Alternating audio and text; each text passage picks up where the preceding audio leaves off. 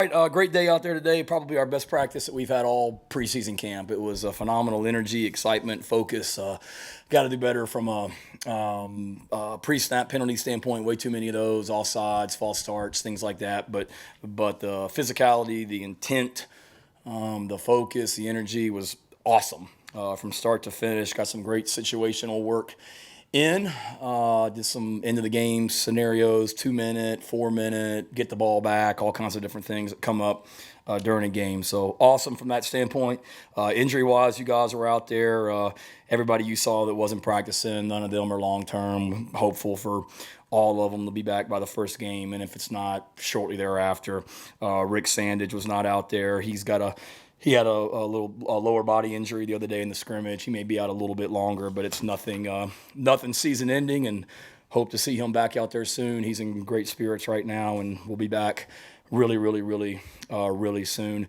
And then I'm sure the big topic of conversation is the new quarterback that was out there. Zeb Nolan was practicing with us today, as you saw.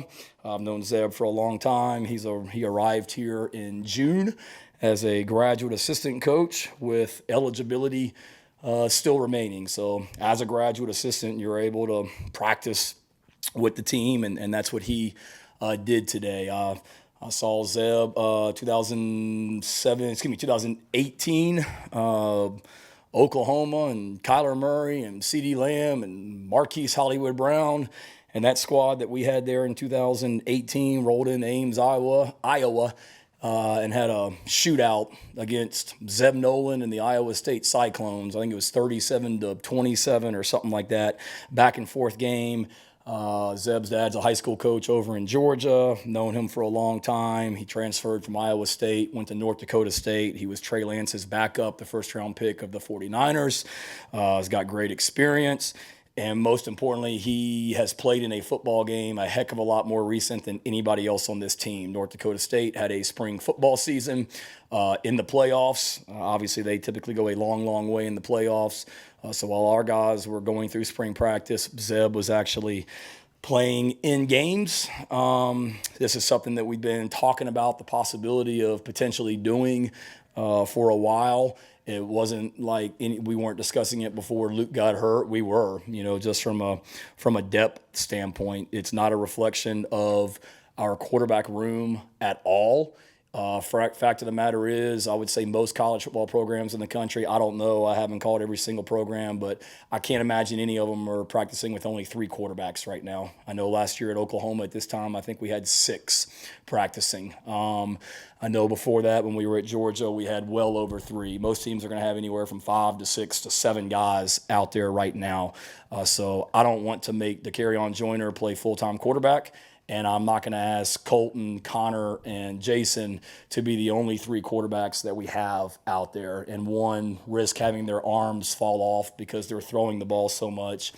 2, we do a lot of work, as you guys have seen, on 2 different fields, where we've got half the team working on one field and half the team working on the other field, meaning there's going to be multiple quarterbacks on both fields. And when you only have 3, that's kind of hard to do. And wanted to help those guys out from a physical standpoint. And at the end of the day, one of the core values of this program is competition. And this is an opportunity to continue to increase the competition on this team and in the quarterback room as well, and then have a chance to make the team better. I think he's a great resource for our young quarterbacks right now. He's played in a lot more football games as a starting quarterback than probably all of them combined at the college level. And Zeb and I talked about this, that if we do this, he wants to be a great resource for Luke, who's still basically a freshman, and Connor and Colton and JB and whatnot. So he's been meeting and working with the receivers and Coach Stepp ever since he got here. So he's familiar with the offense. He's familiar with the guys on the team. This is not a situation where we're desperate for quarterbacks. It's not like I walked around the corner to the Budweiser distributorship and went to the loading dock and asked if any of those guys played high school quarterback, or went down to 5 Points and was at a bar last night seeing if anybody was a high school quarterback. We're not in that situation. We've got somebody here on our team that can help us and increase the competition in the quarterback room. Nothing has been promised to anyone. I told Zeb, I've told the quarterbacks that he's going to come in here and he's going to compete like everyone else. And if he deserves the opportunity to play and can help us win football games, he will. And if he can't, he won't. And that's what I've told him. That's what I've told the quarterbacks. And, you know, frankly, I'll be honest with you, you wonder how that's going to go over with the team and things like that. It couldn't have been better. We told the team this morning, I met with some of the leaders or some of the older guys on defense at 7 a.m. this morning, linebackers, defensive backs, and defensive linemen, and talked to them about it and told them what I was thinking about. And they were all 1,000,000% on board.